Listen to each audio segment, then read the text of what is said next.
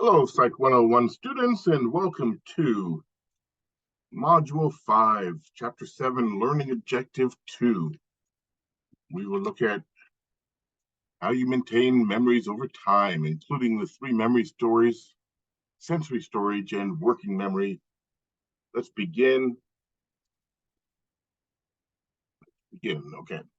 So in 1968, Richard Atkinson and Richard Shiffrin proposed that we have three different types of memory stores: sensory store, short-term store, and long-term store.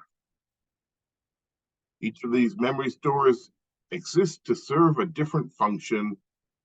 They retain information that's been encoded in specific ways to itself, meaning that each of the three memory stores has a different process for information to enter into it,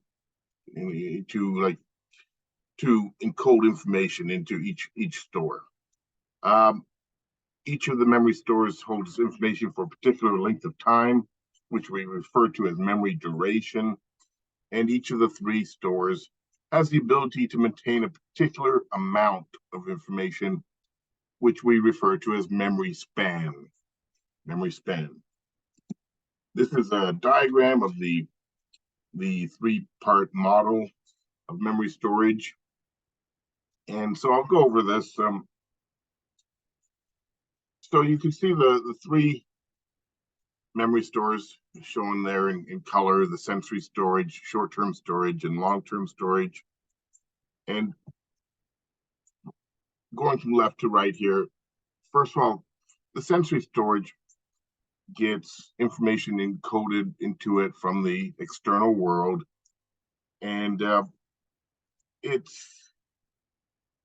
is through the process of encoding that information enters into the sensory storage. This is basic sensory and sensation and perception abilities. Will provide information into each sensory store, and we're going to be talking about each of these systems more later. So I'm just going over it briefly here. Out of your sensory storage, whatever you pay attention to, that information is going to get moved into short-term storage. Most of the information from sensory storage will be lost, but the parts that you pay attention to move to short-term storage. Within short-term storage, we can hold information for a brief amount of time. We can also manipulate information using what's called working memory. And this working memories and short-term storage is kind of like your consciousness. It's what's in your mind right now. So you might be thinking about certain things. You're manipulating information. You might manipulate information by repeating it. So you look up a phone number and you want to remember it while you go find your phone. So you repeat it. You might repeat it to yourself. 567-8932. 567-8932. So that would be one way of manipulating it in order to keep the information in my short-term storage. I might also do some chunking. If I tell you to remember the colors red, white, and blue, you're not going to, think of it as three pieces of information: red, white, and blue. You're going to say, "Oh, that's the colors of the American flag," and that's what chunking is. Instead of being three pieces of information, you're going to condense it into just kind of one piece of information: the colors of the flag. That concept. And so, anyways, whatever you're thinking about now, whatever you're whatever you're doing with your conscious mind, maybe you're adding up some numbers, whatever it may be, that's involving your short-term storage and the part of short-term storage known as working memory. Now, if you're not doing anything with the information that's in your short-term storage, it'll be lost.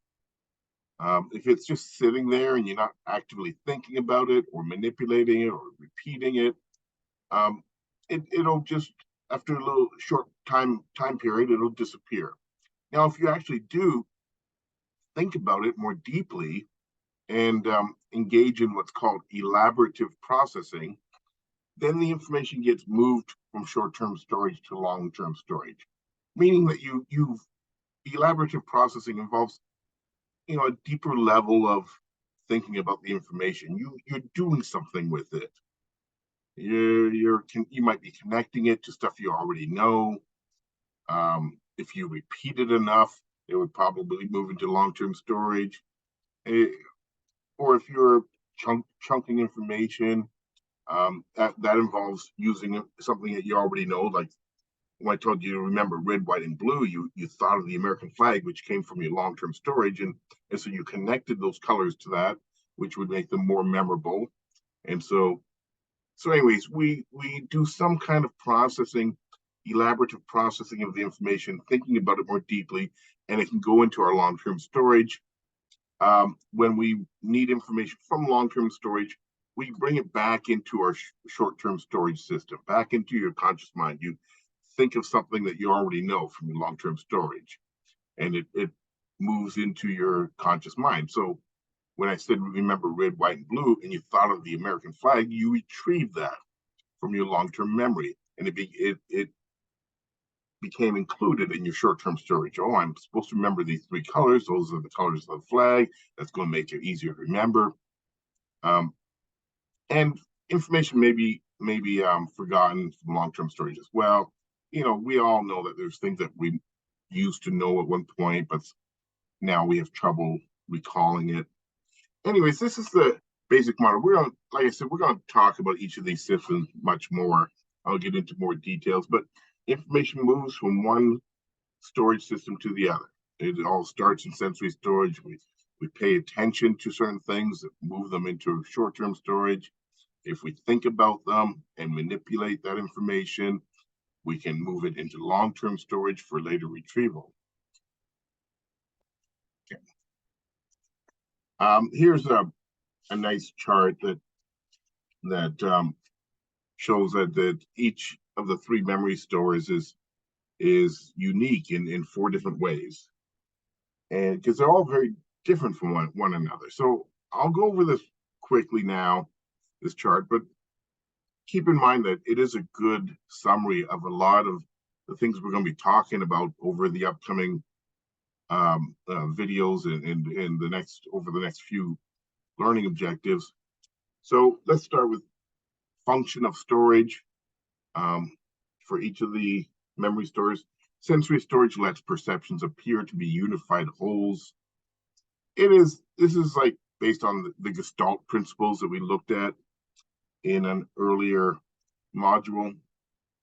So, what I'm seeing right now isn't just a bunch of lines and colors. I mean, I'm seeing my computer, and I'm seeing a glass of water, and I'm seeing a stapler on my desk, and I'm seeing a lamp. Like, it's that kind of happens in my sensory storage. Is as information enters my sensory storage unit from the outside world, I put it into recognizable whole objects using Gestalt principles. In short-term storage, the function is to maintain information for immediate use. So stuff that you're thinking about right now is in your short-term storage. And long-term storage is for, storing information for a longer time period to use it at some later date or some later time. Okay, encoding for storage. Sensory storage is stored as it's experienced by each of the senses. We have a sensory storage for each of the five senses. So my visual information is stored visually. My auditory information is stored as sound in my sensory storage, etc. In short-term storage, it's primarily auditory. The stuff that we're thinking about it's usually like with sounds, like we all have kind of this deep inner voice as we think about stuff and manipulate information. Like if I'm adding numbers, I'm going like, 5 plus 5 equals 10. Like this is what's happening in my mind, and it's usually like a sound. It's usually connected to sound, but obviously we can also store things visually. You can, you know, picture something in your conscious mind right now. You can think about, I have some food that you ate earlier today, and picture it, what it looked like. And it's also stored semantically, which is by meaning. So some things don't really have a sound or an image associated with them, and you're just thinking about the meaning. I might be thinking about a concept like fairness, you know, and I don't really have an image, and I might be using sounds, but I'm also thinking about the meaning of things. In long-term storage, we usually store things by according to meaning. We have, you know, we connect new information to information we already have. We put information together that goes together, things that are related. Um, Obviously, I also have visual and auditory long-term memory. I can recall a song, which is an auditory long-term memory. I could recall what my mother's face looks like, which is a visual long-term memory. As it says, dual coding provides richness in coding. We'll talk about this later, but it just means if you store things in more than one way. So like I might think of my mother's face, but I also have her name attached to that image and the title mom attached to that image. So I have, like, you know, I have it stored visually, but also according to meaning. I also have it stored with words. Um, anyway, okay, duration of storage, sensory storage, very, very quick. Visually, it's under 1 second. Auditory, up to 3 to 4 seconds. Your short-term storage is under 20 seconds, unless you're manipulating it. So like I could repeat a phone number over and over for 2 hours if I wanted to, and it would like stay in my conscious mind in my short-term storage. But if I stop repeating it, it's going to be gone usually within seconds. Oh, this is like under 20 seconds. Usually it'll be like even much quicker than that. Like if you just looked up a phone number and started to go, you know, go to find your phone, and let's say somebody interrupted you and you had a conversation with them like for 5 seconds. I mean, that phone number is going to be gone. You're going to go back and look it up again. So short-term storage can disappear very quickly if you're not actively thinking or manipulating that information. Long-term storage duration, probably unlimited. Um, I mean, you can be 95 and remember something from when you were 5 years old, you know, which would be like 90-year memory. So like we don't really see a limit to how long they can last. Memories once they're deeply stored in your memory system. Capacity, you know, how much information? Well, your sensory storage is vast. It's basically like for a moment, everything I can see right now, including, you know, like all the objects on my desk and the wall behind, and I got a curtain to my right and a filing cabinet to my left, and you know, there's all sorts of objects on my desk. Like for a moment, I can close my eyes and I have all those available in my sensory storage. It's under a second, but it's all there. Like everything I take, you know, in a glance, everything that I'm seeing gets stored. Everything that I'm hearing at a moment, the fan behind me, some noises from outside, my own voice, like that's stored in my auditory sensory memory. And like, so you really, all your senses, like the touch of my rear end against my chair is in my, you know, my touch sensory system, like you know, and uh, so like everything you're experiencing through your senses is briefly stored, and so it's a large amount of information. Um, for short-term storage, much less, about 7 items plus or minus two, and we'll get to more specifically the plus or minus two and what that means. But only about 7 items can you hold in your conscious mind at one time. Um, there are ways to hold more if you use certain memory aids, because you can chunk information together to create larger items. that would still count as one item. Once again, if any of this is unclear, we're going to go over it all again. Long-term storage, no one runs out of room. Like, no one's ever got to a point where they said, like, I can't learn one new thing, like, because my memory is full. Like, it never happens. Once again, you could be 95 years old, you could still learn a new thing. You could learn a new name of a person or something. Like it never is like, it's never like you fill up. So we assume it's unlimited. Okay, so this is a nice little summary in this charts in your book. So let's start going through each of the storage systems, and beginning with sensory storage, which is a brief storage of perceptual information before some of it gets passed onto your short-term storage. It's like a recording of what you've just seen, what you've just heard, what you've just touched or tasted or smelt. And the information in your sensory stores, and you have one for each of the five senses. You have a different sensory storage system, but the information fades very quickly from your sensory storage. But it holds like most or possibly all of the information you've just perceived. Each sense has its own form of sensory storage, as I already said. For visual information, the sensory storage is known as iconic memory. It's a name for your visual sensory store.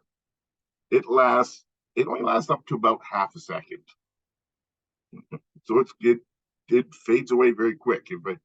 Like I said, if I close my eyes for just a moment, it's like I can still see everything I was just visualizing. Just for a moment, it's still all there, and then it disappears. For auditory information, our sensory storage is known as echoic memory. So like echo and then IC. That's how you spell it, echoic memory.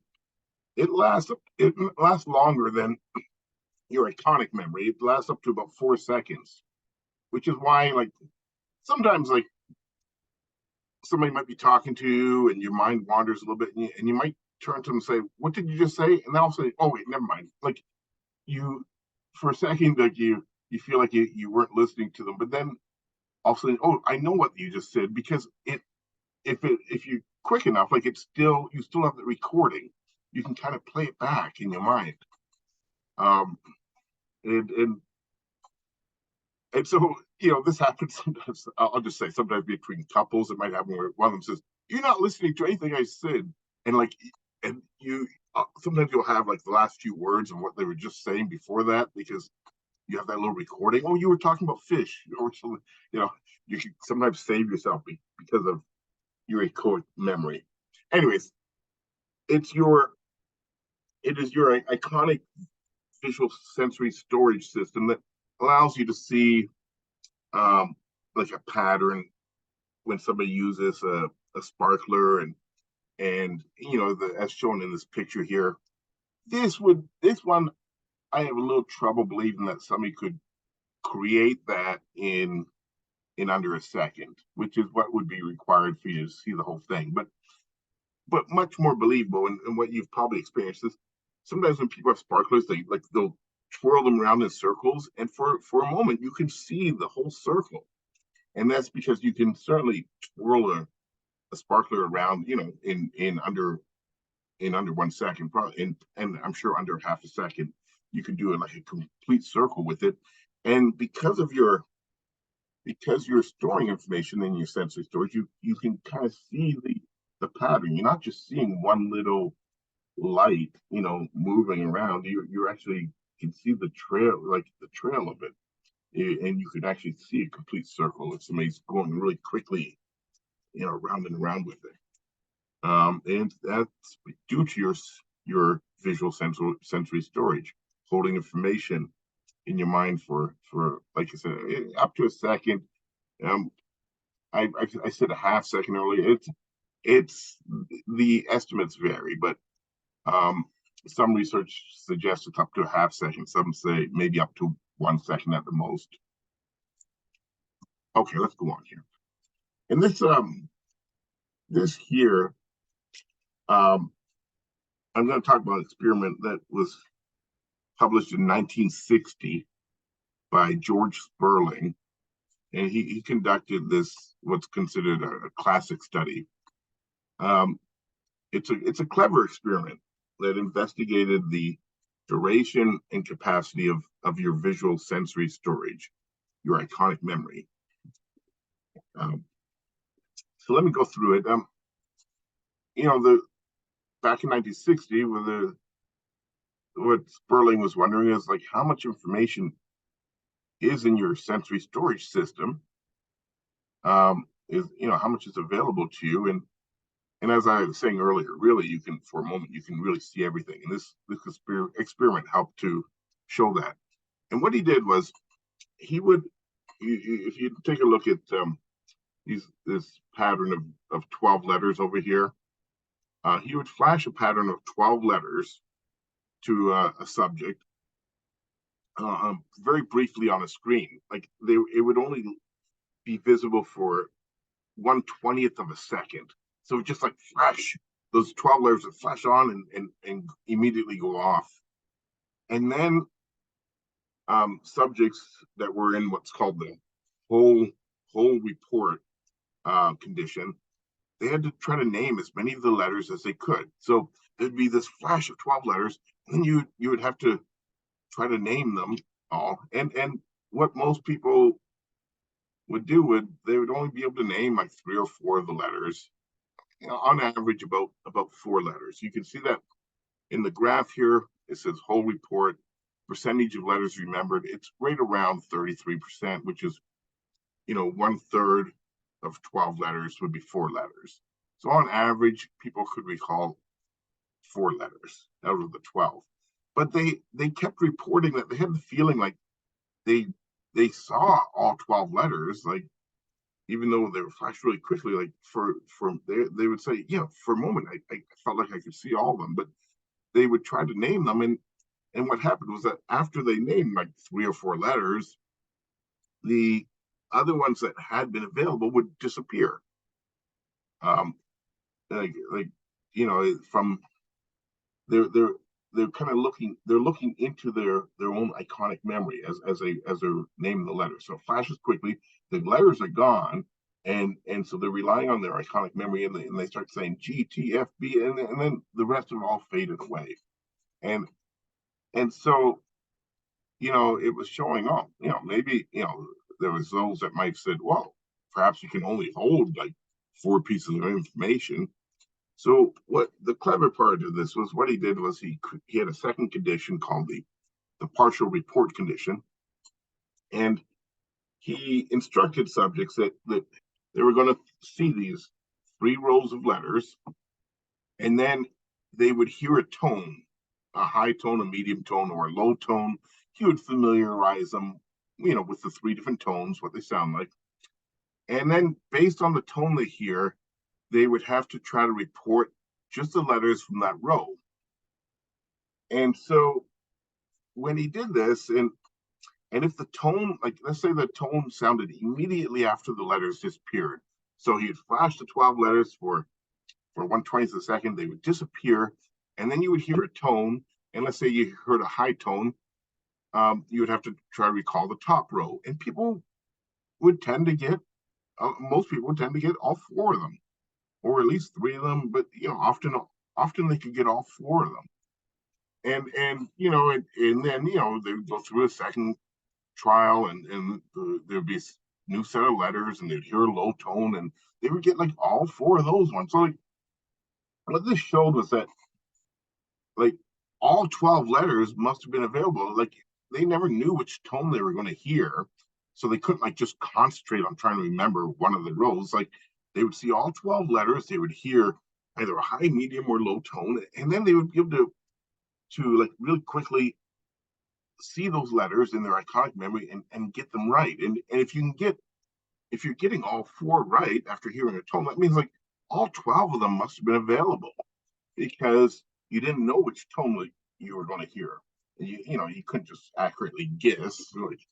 So so this is like, once again, I said, if they hear the tone right after, so you see that delay of signal in the graph here, when it's at 0, they're getting most of them. Like, they don't always get all 4, but they're up around 80%, which means, which is getting, between 3 to 4 right on average. And because getting 3 letters out of the 4 right would be 75%. So, in many of the subjects would get all 4 letters.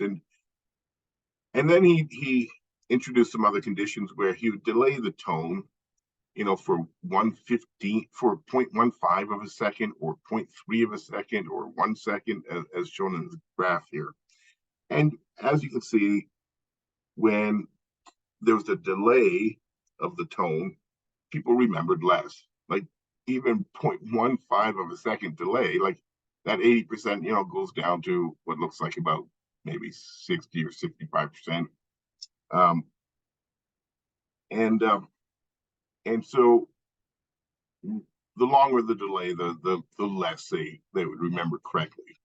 And if there was like a whole second delay, they were, doing no better than people in the whole report condition. They would basically, at that point, they were basically just, they would remember, remember like one of the rows, and then they would hear the tone, and they might get lucky and remember the right row, or they might get like no letters right.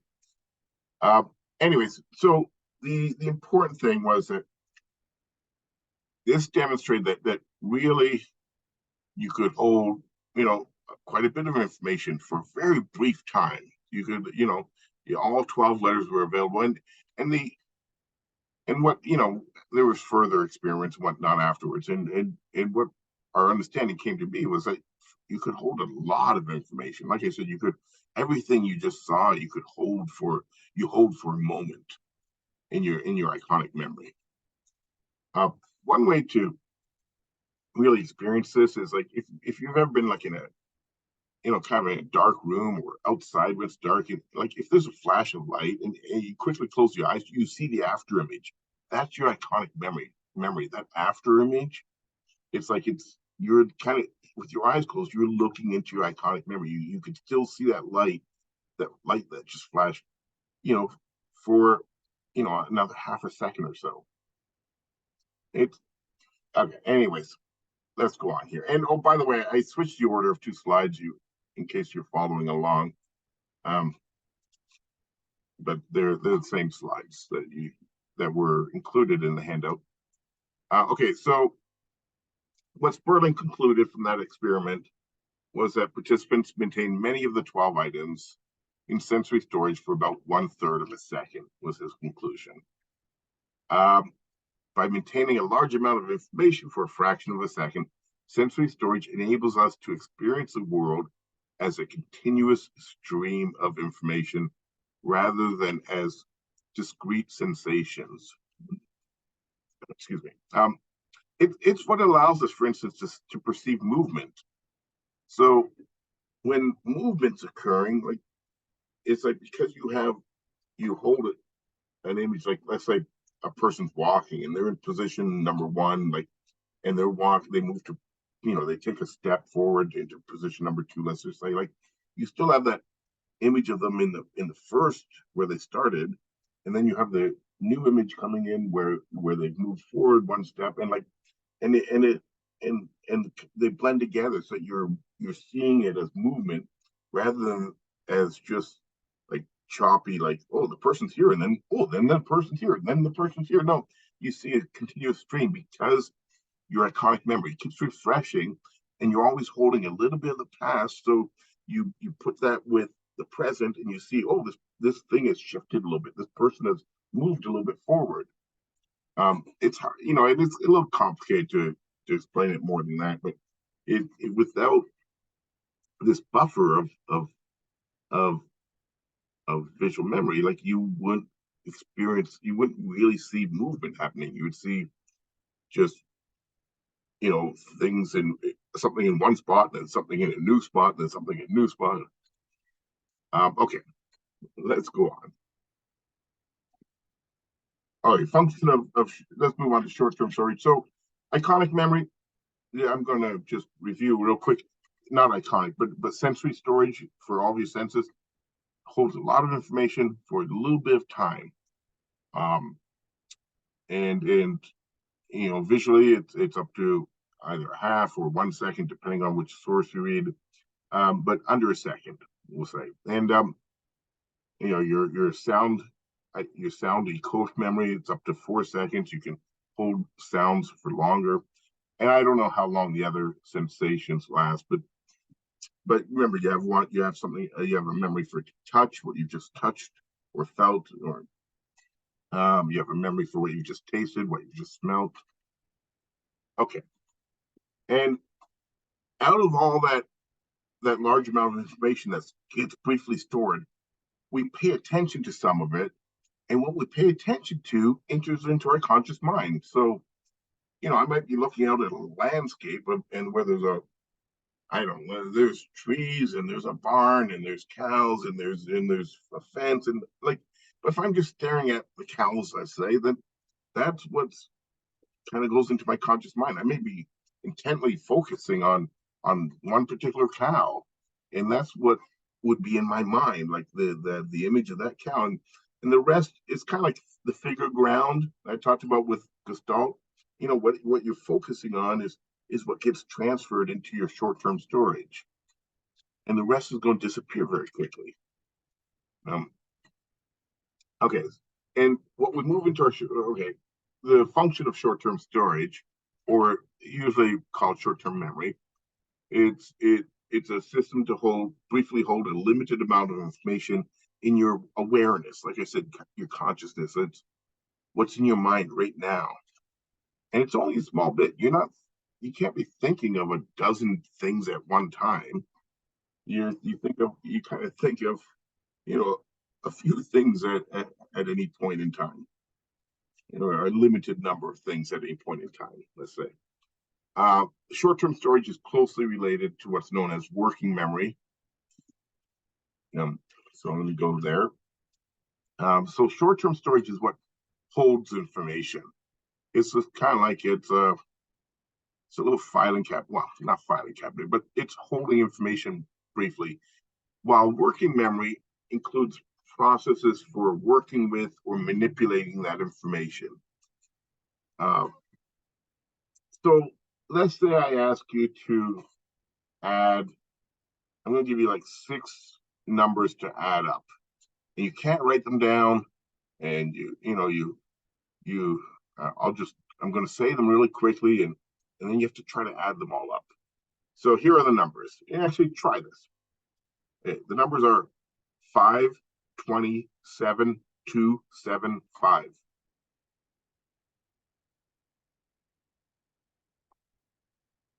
Now, if you're good at mental addition, you may have come up with the answer 46. But just the reason I'm using the example is what you would have been doing in your conscious mind is you heard the numbers 5, 27, 2, 7, 5, and you would have started to add, okay, 5 plus 20 is 25, plus 7 is 32. You would and then you got to the 2, that becomes 34. But while I'm doing that, I still need to be holding those last digits. Like I have to know what's the next one after I get to the 2. Like it was 5, 27, 2, 7, 5. Like those last digits, they're being held in my short-term storage because I need them soon.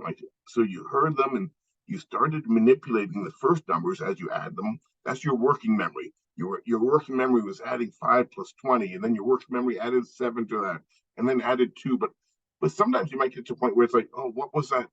What were those last couple of numbers he said?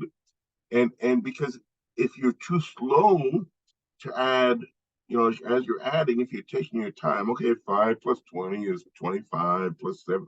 All those last ones are going to disappear because short-term memory is a brief storage system. Now, if you add quick enough, they're being held there, so you can still remember all the numbers I said. Even so, the difference is short-term memory is just holding on to some information because you just heard it or you just saw it, and you're trying to hold on to it because you need it, and your working memory is doing stuff with the information.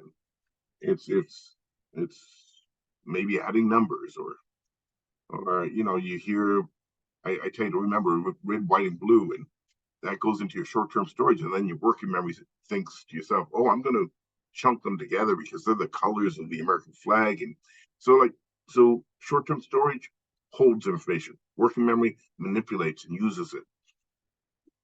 And so they're part of the same system. We group them.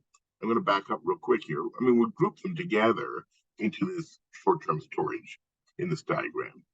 It's because they work together, short-term storage and working memory. Okay. Let me give you another example of where you can kind of see the difference between short-term storage and working memory. Sometimes you might see this when you're watching, if you watch somebody being interviewed, and sometimes a reporter will give a series of questions, like they'll get 2 or 3 or 4 questions, and what will happen sometimes is if the person takes too long answering the first question, they'll forget like the second or third question. So the reporter says, where did you grow up? What school did you attend? And who was your best friend as a child? And if you give one-word answers, you'll have no trouble remembering all 3 questions. Oh, I grew up in Toronto. I went to Mowat School, and my best friend was Ian. But let's say I take a little longer on the first answer. And where did I grow up? Well, that's complicated. I was born in Cobourg, and then in preschool we moved to Montreal, Quebec, and then in grade 3 we moved to Toronto, and then and if I take my time answering that, the second and third question are going to fade from my short-term storage. They can only be held for so long. Once again, under 20 seconds 20 seconds would be the max. Often they'll disappear within 5 to 10 seconds. The pieces of information that are just sitting there if you're not actively thinking about them. And you'll see this in interviews. You'll see people often say, what was that? Like when they heard the questions, the 2 or 3 questions that were lumped together, they knew them all at that point. And then they take their time thinking about one of them, and the other ones disappear. So once again, short-term storage is a brief storage. It's under 20 seconds. Well, how do we know it disappears under 20 seconds? Well, I'm going to show you another famous experiment with this diagram, this here. This is from the Peterson and Peterson study. It was their husband and wife. It was 1959 was when it was published.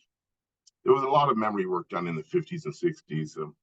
It was Peterson and Peterson. And what they did was with their subjects is they gave them 3 consonant trigrams, what are called trigrams, which means it would just be 3 consonants that they had to remember, like TGH, for instance, like maybe it would be CLS, and all you had to do is remember those 3 letters. Okay, so pretty simple. I'm giving you 3 letters, you have to remember them. And if we look at the 0 point here, like people, if you just give people 3 letters and then they just have to remember them right away, people, 80% of the time people are going to remember all 3 letters.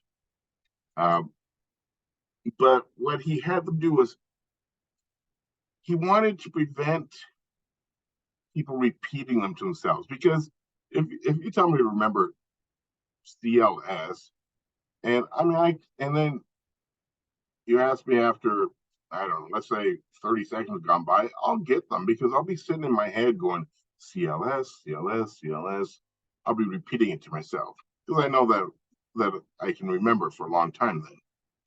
But what he did was, what Peterson and Peterson, is as soon as they were presented with the trigram, the 3 letters, the person immediately had to start counting backwards by 3s.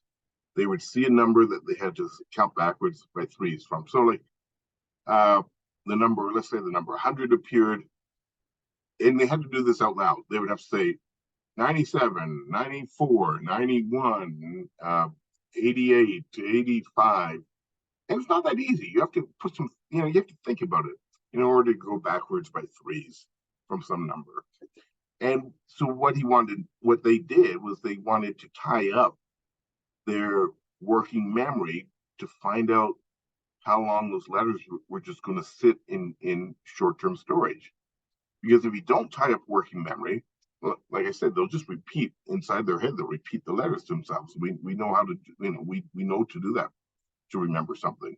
So the task of counting backwards was to tie up the working memory to see how long does that information stay in short-term storage. And you can see that, it dramatically decreases over a number of seconds. So after 6 seconds, people were actually getting less than 40% of these trigrams correct. So like just 6 seconds going by, of counting by threes, and people most of the time couldn't remember the three letters they had heard 6 seconds earlier. So information can, if you're not actively thinking about it, your short-term storage is pretty short. And I said under 20 seconds earlier, and this is one of the studies that showed that it was under 20 seconds. You see, like, if it was 18 seconds that they were counting backwards, like, it's almost down to 0% of these trigrams being recalled. And the reason why it's probably not actually at 0 is that some people tend to be better at counting backwards by threes, and if it doesn't take all your working memory, kind of in the back of your mind, you could still be like rehearsing those letters, or like while you count backwards by threes, or picturing those letters while you count backwards by threes. So there were certain subjects that could still do it. You can see it's a really low percent, but certain subjects, it did happen at times. People would still get them right, but most of us would never be able to do that because you tie up your working memory. You don't have any other resources to think about those three letters you heard. So, but you can see it goes down pretty quick. It only takes a matter of seconds before information you just recently heard will disappear, or information that you just recently saw will disappear from your short-term memory. And this is different from sensory storage. Sensory storage, I told you, stuff disappears in under a second. This is information that you've actually paid attention to. Like you were, the stuff that disappears from sensory storage is like a lot of background information, like stuff that you saw but you weren't actively focusing on or paying attention to, and that's the stuff that disappears in half a second. This is like stuff that you were staring at, and like, so you look directly at those three letters when they were flashed, and so it's going to last more than the half second of sensory storage, but not too long. As I'm saying, it's a brief storage system. Okay, let me go on.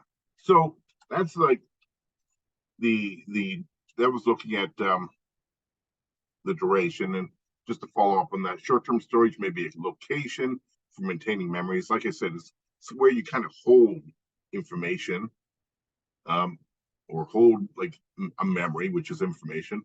Working memory allows for manipulation of sounds, images, and ideas for longer maintenance in short-term storage. And working memory also keeps refreshing information in your conscious mind. So like you might think about a topic for minutes, or for an hour, like one topic, like, because if you keep information alive, just like I said, if you repeat information, you can hold it there, or so certain information, it might seem like it's in your short-term memory for a long time because if you're actively thinking about it, it'll stay within your short-term memory. But as soon as you stop thinking about it, then it disappears quickly. Okay, how much can we hold in short-term memory? The capacity means the amount of information. Well, George Miller noted that the capacity of short-term storage is generally 7 items plus or minus 2. Plus or minus 2 meaning between 5 to 9 items. So 7 minus 2 is 5, 7 plus 2 is 9. So the average adult can maintain somewhere between 5 to 9 items, which we call memory span. And George Miller published his findings after he did a series of studies and published his findings in 1956. And the title of the paper, and it's one of the most famous papers in psychology. It was called "The Magical Number 7 Plus or Minus 2." And that was the title of his journal article, "The Magical Number 7 Plus or Minus 2." And what he showed in his series of studies was that it didn't matter if you were remembering letters, or if you're remembering numbers, or if you're remembering words, like it was always the same number. So you may say, well, like it almost seems not to make sense because, like, remembering 7 words is a lot more letters than remembering 7 individual letters, but it doesn't matter. The size doesn't really matter. Like, it's just as easy or as hard to remember a list of 7 words as it is to remember just a list of 7 individual letters. Each one counts as an item, whether it's the letter F or the word friend. It still takes one spot. So friend doesn't take, like, how many letters are in friends? Like, I guess there's 6 letters in friend. It doesn't take 6 spots because of what's called chunking. A whole word is one chunk. So you can remember 7 like chunks of information. An individual letter would be one chunk, but a whole word is also one chunk.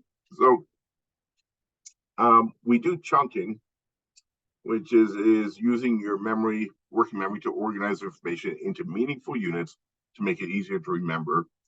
And this is why 7 words are just as easy to remember as 7 individual letters, because the words are already chunked. If you know the words, they're not brand new words. Like, then each one's just one item, even though they may have multiple letters. When I talked earlier about you trying to remember red, white, and blue, you would chunk that automatically into the colors of the American flag, and it would be like you're only remembering one thing instead of 3 individual colors. I'll give you some more examples here. First of all, before I give the examples, the more knowledge and experience you have of the items to be remembered, the more information you can chunk together.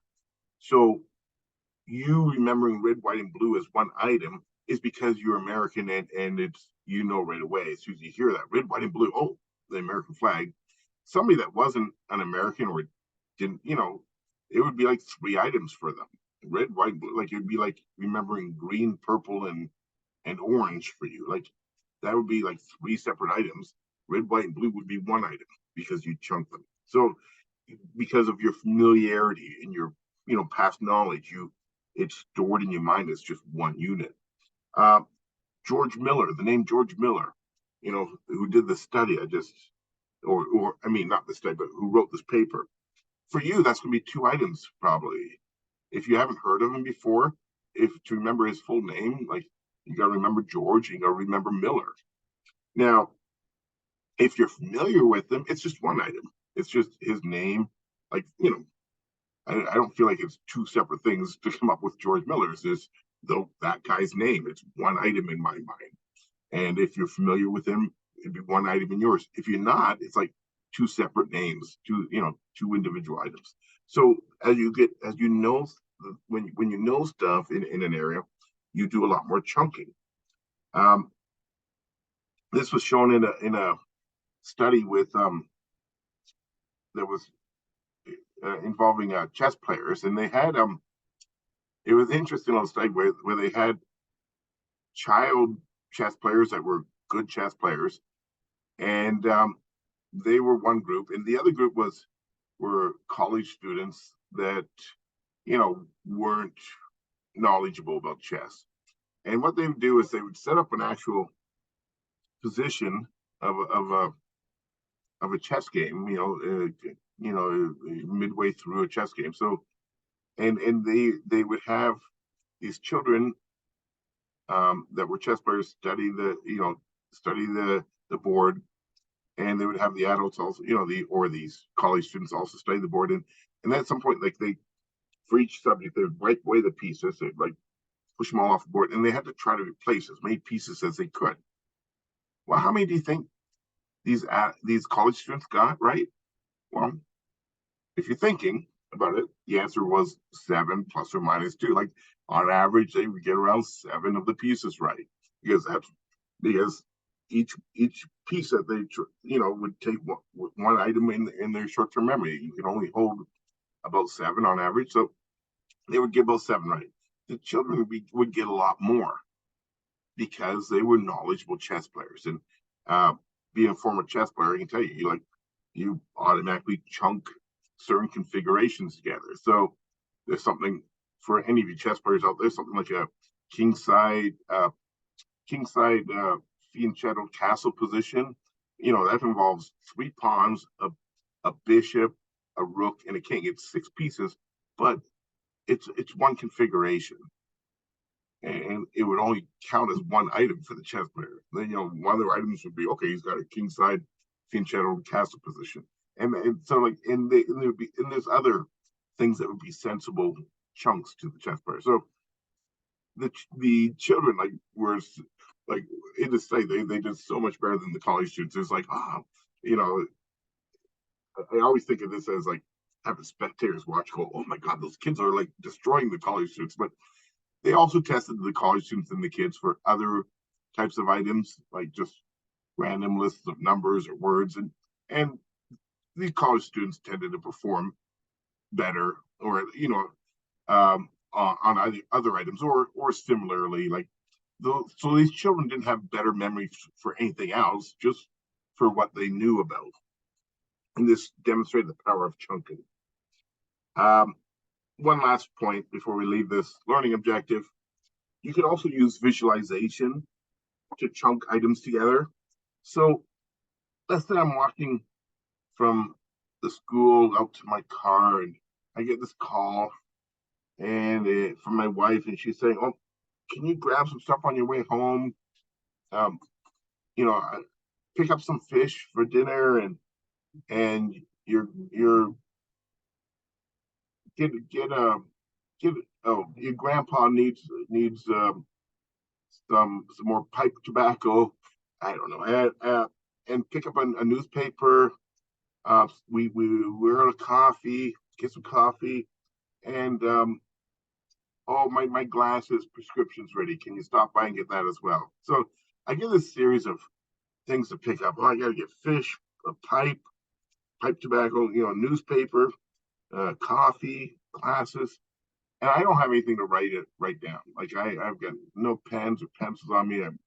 Um, and obviously I could ask her to text me or something, but let's ignore that for now. So I have to remember these things, and one thing I could do is I could form one image that includes all the items, and this is one of the memory aids that people used to use more, and certain tribal cultures use this kind of memory. Like you combine items into a single image to remember them. So I could picture a fish, like a fish with a pipe in its mouth, wearing glasses, reading a newspaper while holding a cup of steaming coffee, and and I'd have him, like, I don't know, sitting on a chair or something. And if I can actually create a really good image, especially if it's kind of a little comical, and it would be so easy. All I have to do later, I'd be driving around, I'd just bring that image to my mind. Okay, he's got the glass. Oh yeah, the glasses. He's wearing glasses. He's holding a coffee cup. He's reading the newspaper. He's got pipe in his mouth, and he's a fish. So like, it brings all the items together. And I don't know if there was other items I could add them to the same picture. Um, um, maybe I don't know. Maybe we need some toothpaste as well, and maybe I could just put the toothpaste on the table beside him, or he's got, I don't know, maybe he's got really shiny teeth. This fish, which makes me think of toothpaste. Anyways, that's a visualization technique for chunking items, you know, together. Okay, and that concludes learning objective 2.